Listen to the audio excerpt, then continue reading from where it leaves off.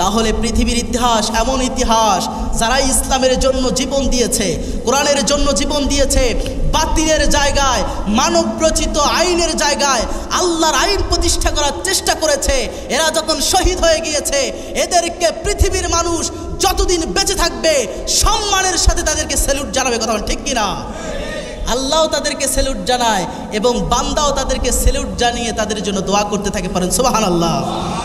আর যারা গাদ্দারি করবে, যারা কোরআন প্রতিষ্ঠার আন্দোলনে বাধা প্রদান করবে, যারা ইসলাম প্রতিষ্ঠার আন্দোলনে বাধা প্রদান করবে, নট নেসেসারি আপনি আওয়ামী লীগ, বিএনপি, জামাত যেই হন না কেন, আপনাকে কোরআন প্রতিষ্ঠার আন্দোলন করতেই হবে। কারণ নামাজ পড়ে আল্লাহ শুধু জান্নাত দিবে না, শুধুমাত্র কেবলমাত্র জাকাত দিলেই আল্লাহ জান্নাত দিবে না, শুধুমাত্র কেবলমাত্র আপনি রোজা রেখেছেন, সাওয়াম পালন করেছেন, শুধু আল্লাহ এটাতেই জান্নাত দিবে না।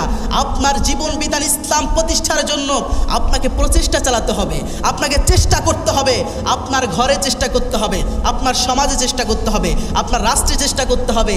আর এটা করতে যেয়ে যদি আপনার জীবন চলে যায়, আল্লাহ বলেছে তোর জীবন যাওয়ার সাথে সাথে বিআন্না লাহুমুল জান্নাহ, আমি আল্লাহ তোরে জান্নাত দান করে দেব। তাহলে সম্মান দেওয়ার মালিক কে? আরো জোরে বলেন কে? আল্লাহ সম্মান বাড়িয়ে দিবে, দুনিয়া এবং আখিরাতে সমান সম্মান আল্লাহ বাড়িয়ে দেয়, পরে সুবহানাল্লাহ।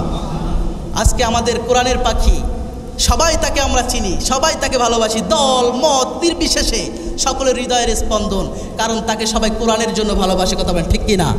আওয়ামী লীগ বলেন, বিএনপি বলেন, জামাত বলেন, জাসদ বাসদ যত রকমের দলের লোক আছে, এমনকি হিন্দু ভাইয়েরাও তাকে ভালোবাসে, পারেন সুবহানাল্লাহ। তো তার সম্মান বেড়েছে দলীয় কারণে নয়, তার সম্মান বেড়েছে কোরআনের জন্য। কথা বলেন ঠিক কিনা? তিনি একটা দল করে এই জন্য আমরা তাকে ভালোবাসি না, তিনি কোরআনের আন্দোলন করে, তিনি আল্লাহর জমিন, আল্লাহর দিন কায়েমের চেষ্টা করেছে, সবাইকে কোরআনের পক্ষে ডেকেছে, হাজারো মুসলিমকে মুসলমান করেছে, এই জন্য আমরা তাকে হৃদয় থেকে ভালোবাসি। কথা বলেন ঠিক কিনা? তো সেই ব্যক্তিটা দেখেন মৃত্যুবরণ করার পরেও আল্লাহ তাআলা মনে হয় আজও আমাদের মাঝে তাকে বাঁচিয়ে রেখেছে, ঠিক কিনা? আজও এখনো ভ্যানের মধ্যে তার ক্যাসেট শোনা যায়, এখনো অটোর মধ্যে তার ক্যাসেট শোনা যায়, এখনো রাত্রিবেলা তার আলোচনা না শুনলে আমাদের ঘুম আসে না। এর মানে এটাই প্রমাণ করে যে আল্লাহর হয়ে যাবে হাসবুনাল্লাহু ওয়া নি'মাল ওয়াকিল, নি'মাল মাওলা ওয়া নি'মান নাসির। 50 বছর কোরআনের দাওয়াত দিয়ে 13 বছর জেলখানায় থেকেও তার জনপ্রিয়তা করা যাবে না।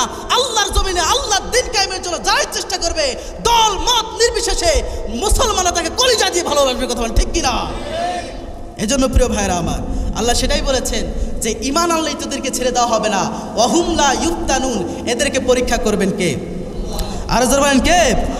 আল্লাহ বলেন আম হাসিবতুম আন তাদখুলুল জান্নাতা ওয়া লাম্মা ইয়াতিকুম মাসালুল লাযীনা খালাউ মিন ক্বাবলিকুম।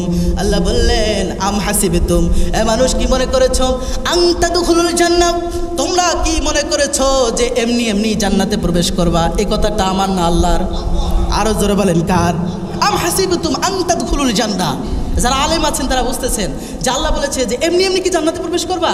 না, আল্লাহ বলেছে ওয়ালাম্মা ইয়াতিকুম, আল্লাহ বলেছে আমি আল্লাহ দেখে নিব মাসালু, ওদের সাথে যা ঘটেছে। ওরা বলতে কারা?